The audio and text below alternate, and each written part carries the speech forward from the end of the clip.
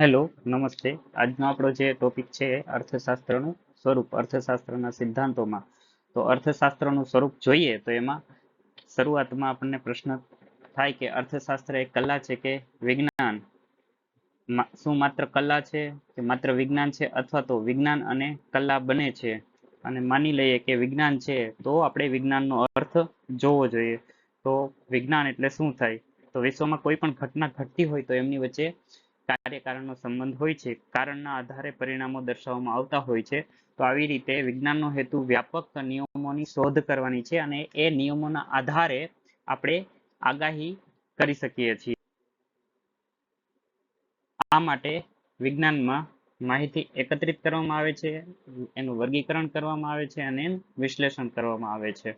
ત્યારબાદ વાસ્તવિક વિજ્ઞાન. વાસ્તવિક વિજ્ઞાન એટલે વિજ્ઞાનના બે પ્રકાર છે, એક વાસ્તવિક વિજ્ઞાન અને આદર્શલક્ષી વિજ્ઞાન. તો વાસ્તવિક વિજ્ઞાન એટલે જે હકીકત છે તે જ્ઞાન પ્રાપ્તિના હેતુ માટે વાસ્તવિક વિજ્ઞાનનો આપણે ઉપયોગ કરીએ છીએ. તો કોઈ પણ બાબત જે અત્યારે પ્રવર્તમાન છે, શું છે તેની સાથેનો સંબંધ છે, શું હોવું જોઈએ તેની સાથેનો વાસ્તવિક વિજ્ઞાનને સંબંધ નથી. દાખલા તરીકે શરીર વિજ્ઞાન.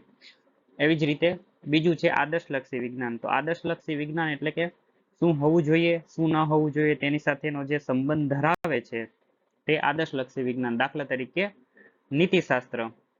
ત્યારબાદ કલાનો અર્થ જોઈએ તો કલા એટલે કોઈ પણ કાર્ય કરવાની, સિદ્ધ કરવાની ઉત્તમ પદ્ધતિ. વાસ્તવિક વિજ્ઞાન પરિસ્થિતિ વિજ્ઞાનનો અભ્યાસ કરે છે, અને આદર્શલક્ષી વિજ્ઞાન આદર્શો અંગેના ધોરણો સૂચવતો પદ્ધતિસરનો અભ્યાસ કરે છે. તો કલા છે આ કોઈ પણ કાર્ય છે એને કરવાની એક પદ્ધતિ છે.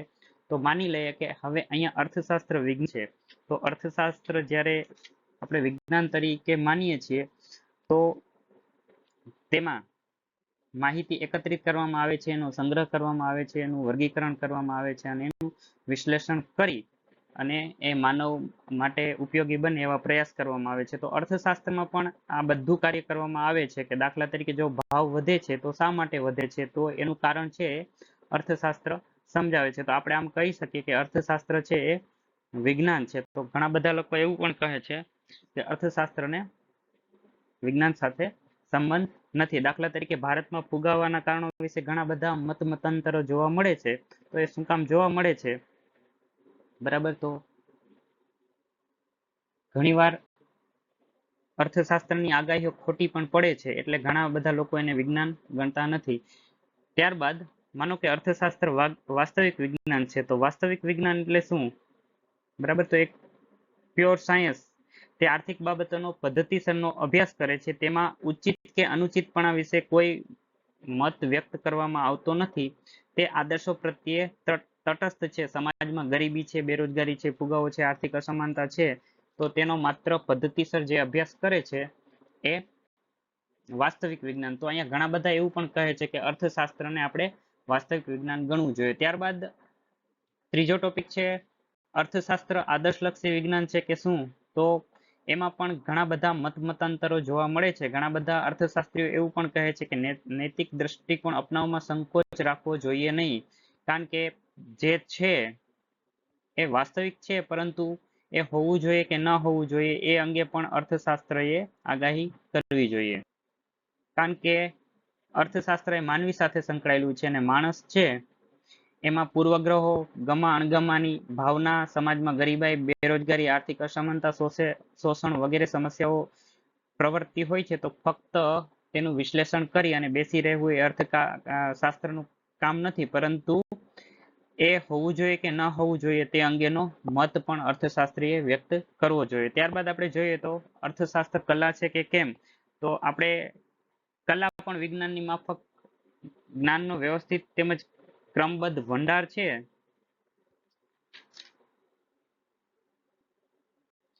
કલા એ કોઈ નિશ્ચિત ઉદ્દેશની પ્રાપ્તિ માટે નિયમ બતાવે છે. કલાનો ઉદ્દેશ એવા નિયમોનું સર્જન કરવાનું છે જેને તુરત જ વ્યવહારિક નીતિમાં લાગુ પાડી શકાય. દાખલા તરીકે વિજ્ઞાન છે એ માત્ર સૈદ્ધાંતિક છે, જ્યારે કલા તો હંમેશા વ્યવહારિક હોય છે. જેમ કે ઉપભોગનો અવેજીનો નિયમ આપણને એવું શીખવે છે કે આપણે ખર્ચ દ્વારા મહત્તમ તૃષ્ટિગુણ કઈ રીતે પ્રાપ્ત કરી શકીએ. આથી આપણે એવું કહી શકીએ કે અર્થશાસ્ત્ર એ વિજ્ઞાન અને કલા બંને છે. ત્યારબાદ અર્થશાસ્ત્રનું કાર્યક્ષેત્ર. તો અર્થશાસ્ત્રનું કાર્યક્ષેત્ર જોઈએ તો તેમાં જુદી જુદી 3 વિચારધારાઓ જોવા મળે છે. એક પ્રશિષ્ટ અર્થશાસ્ત્રીઓની વિચારધારા, જેમાં ખાસ કરીને એડમ સ્મિથે અર્થશાસ્ત્રને સંપત્તિનું શાસ્ત્ર કહ્યું હતું. તેમના મત મુજબ અર્થશાસ્ત્રના કાર્યક્ષેત્રમાં સંપત્તિ એટલે શું, તેની પ્રકૃતિ કેવી છે, તેના કારણો કયા કયા છે વગેરે વિશે તેમણે માહિતી આપેલી છે. ત્યારબાદ કલ્યાણવાદી અર્થશાસ્ત્રીઓની વિચારધારા, તો માર્શલ અને તેના અનુયાયીઓ હતા એ પ્રશિષ્ટ વિચારધારાનું ખંડન કરે છે અને જણાવે છે કે અર્થશાસ્ત્ર સંપત્તિનું નહીં પરંતુ કલ્યાણનું, માનવ કલ્યાણ સાથે સંકળાયેલું શાસ્ત્ર છે. તેઓ સંપત્તિને જ સાધ્ય બનાવી દેતા હતા. બરાબર. તો અહીંયા માર્શલને જે છે એ કલ્યાણને ધ્યાનમાં લઈ અને એવું કહે છે કે અર્થશાસ્ત્ર વ્યક્તિ તથા સમાજના એવા કાર્યોનો અભ્યાસ કરે છે કે જે કાર્યો માનવ કલ્યાણ સાથે ઘનિષ્ઠ રીતે સંકળાયેલા હોય. ત્યારબાદ ત્રીજી વિચારધારા રોબિન્સની હતી, જેમણે ઉપરોક્ત બંને વિચારધારાઓનું ખંડન કરીને એવું બતાવેલું કે અર્થશાસ્ત્ર એ આદર્શલક્ષી વિજ્ઞાન નથી પરંતુ એક વાસ્તવિક વિજ્ઞાન છે. તેથી અર્થશાસ્ત્ર કેવળ સાધનોનો અભ્યાસ કરે છે, સાધ્યોનો અભ્યાસ તેના કાર્યક્ષેત્રની બહાર છે. શું હોવું જોઈએ અને બદલે શું છે તેની સાથે અર્થશાસ્ત્રને સંબંધ છે. રોબિન્સના મતે એક બાજુએ ઉદ્દેશોની અનેકતા હોય અને બીજી બાજુએ સાધનોની મર્યાદિતતા હોય તો તેના પરિણામ સ્વરૂપે જે સમસ્યાઓ ઉદ્ભવે છે એ આર્થિક સમસ્યાઓનું આપણે ઉકેલ કરવાનો છે. ત્યારબાદ અર્થશાસ્ત્રના કાર્યક્ષેત્રમાં 5 વિભાગમાં આપણે વહેંચી શકીએ છીએ, જેમાં પહેલો વિભાગ છે ઉપભોગ એટલે કે વપરાશ. તો કોઈ પણ માનવી આર્થિક પ્રવૃત્તિ કરે છે એનો હેતુ પોતાની જરૂરિયાત સંતોષવાનો છે. તો અહીંયા આપણે જરૂરિયાત એટલે કે વપરાશના જે પાયા નીચે જોઈએ તો તુષ્ટિગુણ, સમસીમાંત તુષ્ટિગુણનો નિયમ, વપરાશનો નિયમ વગેરેનો અભ્યાસ કરીએ છીએ. જરૂરિયાત સંતોષવા માટે બજારમાંથી આપણે વસ્તુ ખરીદીએ છીએ તો એની માંગ ઉદ્ભવે છે, તો અહીંયા માંગનો અભ્યાસ કરીએ છીએ, માંગના નિયમનો અભ્યાસ કરીએ છીએ. બરાબર. તો ઉપભોગ હેઠળ આપણે આ બધાનો અભ્યાસ કરીએ છીએ. ત્યારબાદ ઉત્પાદન. તો ઉપભોગ માટે ચીજ વસ્તુઓ જોઈએ. કેટલીક વસ્તુ કુદરત તરફથી મળે, આપણને ભેટ મળેલી હોય છે, દાખલા તરીકે હવા અને સૂર્યપ્રકાશ, પરંતુ એ માનવ જરૂરિયાતો માટે પૂરતી ના હોય. તો કેટલીક વસ્તુ આપણે કુદરતે આપેલ વસ્તુઓ સાથે માનવ શ્રમને જોડી અને એ વસ્તુઓ બનાવીએ છીએ અથવા તો એના તુષ્ટિગુણમાં વધારો કરીએ છીએ.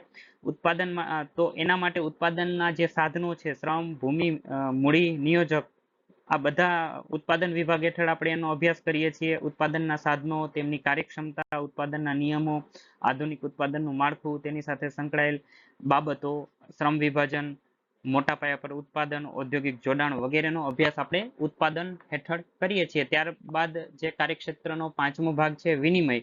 તો આપણને ખબર છે કે જ્યારથી પણ માનવ ઇતિહાસ શરૂ થયેલો છે ત્યારથી માણસ છે શરૂઆતમાં પોતાની જરૂરિયાતો માટે પોતાના પર જ આધારિત હતો, પરંતુ જેમ જેમ આગળ સાંસ્કૃતિક પ્રગતિ થતી ગઈ તેમ તેમ એની અનેક જરૂરિયાતો વધતી ગઈ. એ જરૂરિયાતો સંતોષવા માટે એણે બીજા ઉપર આધાર રાખવો પડ્યો, એટલે કે પોતાની પાસેની વધારાની વસ્તુઓનો બીજા સાથે વિનિમય કરી અને એને જરૂરી વસ્તુઓ એ મેળવતો હતો. તો અહીંયા વિનિમય હેઠળ આપણે બજાર, તેના કાર્યો અને પ્રકારો, કિંમત નિર્ધારણ વગેરે બાબતોનો અભ્યાસ કરીએ છીએ. તો શરૂઆતમાં આપણને ખબર હતી કે જરૂરિયાતો ઓછી હતી તો વસ્તુ વિનિમય પ્રથા અસ્તિત્વમાં હતી, પરંતુ એની અનેક મુશ્કેલીઓના કારણે માનવીએ નાણાંની શોધ કરી.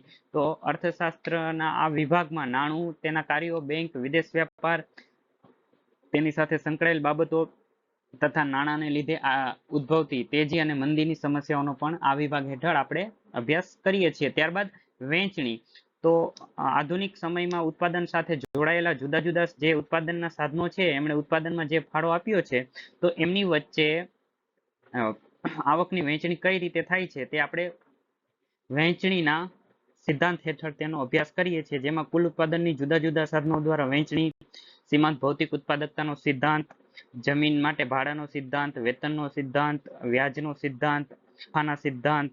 બરાબર. તો આ બધા સિદ્ધાંતોનો આપણે વહેંચણી અંતર્ગત અભ્યાસ કરીએ છીએ. અને ત્યારબાદ રાષ્ટ્રીય અર્થ વિધાન. તો શરૂઆતમાં કલ્યાણ રાજ્યો હતા અને અત્યારે જે રાજ્યો છે આધુનિક છે તો એનું કાર્ય ફક્ત કાયદો અને વ્યવસ્થા જાળવવા પૂરતું જ નથી, પરંતુ દેશની આંતરિક અને બાહ્ય રક્ષા કરવાનું કાર્ય છે. એની સાથે સાથે સમાજનું કલ્યાણ પર કરવાનું છે, એટલે સરકારે મોટા પ્રમાણમાં ખર્ચા કરવા પડે. તો આ ખર્ચાઓ કરવા માટે એમણે આવક મેળવવી પડે. એ માટે રાજ્યના લોકો પર કરવેરા નાખે, વિદેશોમાંથી દેવું કરે, નવા નવા ઉદ્યોગો સ્થાપે, આવક અને એના દ્વારા આવક પ્રાપ્ત કરે. તો આપણે રાષ્ટ્રીય અર્થવિધાન હેઠળ રાજ્યની આવક પ્રાપ્ત કરવાની પ્રવૃત્તિઓ, ખર્ચ કરવાની પ્રવૃત્તિ, જાહેર દેવું, જાહેર આવક વગેરે બાબતોનો પણ આપણે અભ્યાસ કરીએ છીએ. તો આ થયું અર્થશાસ્ત્રનું કાર્યક્ષેત્ર.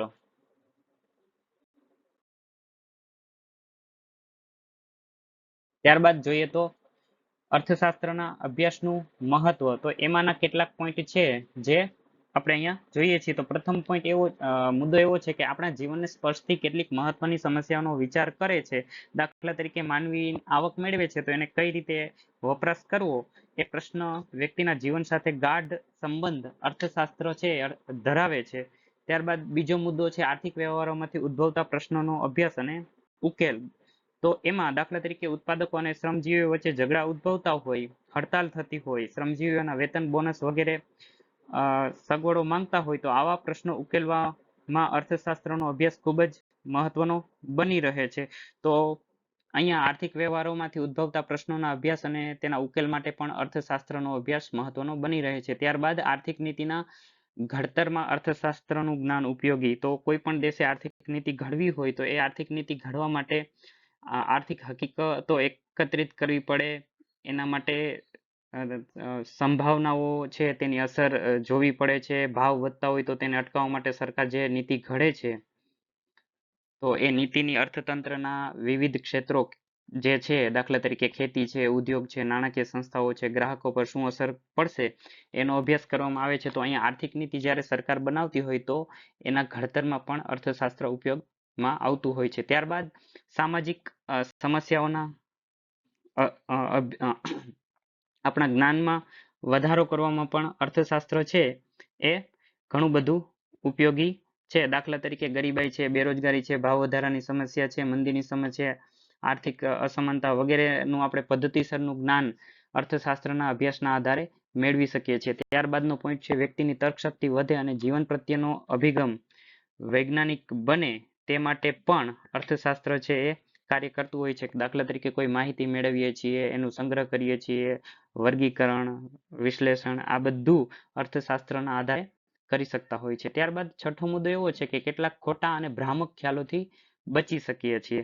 તો અર્થશાસ્ત્રના અભ્યાસથી આપણને ઘણા બધા ભ્રામક ખ્યાલોથી બચાવી શકાય છે. દાખલા તરીકે કોઈ વ્યક્તિ માટે સાચું હોય એ રાજ્ય માટે સાચું ન પણ હોય, રાજ્ય માટે સાચું હોય વ્યક્તિ માટે પણ સાચું ન પણ હોય. દાખલા તરીકે જો રાજ્ય દેવું કરે છે તો એ ખરાબ છે કે અયોગ્ય છે, તો તે ખોટો અને ભ્રામક ખ્યાલ છે, વ્યક્તિ માટે ખરાબ ન પણ હોઈ શકે. તો અર્થશાસ્ત્રનો આપણે જ્યારે અભ્યાસ કરીએ ત્યારે આપણને એના વિશેની સચોટ માહિતી જાણવા મળશે. દાખલા તરીકે જ્યારે ભાવો વધતા હોય તો એને અટકાવવામાં એક ઉપાય તરીકે અર્થતંત્રમાં કુલ ખર્ચ ઘટાડવું જોઈએ.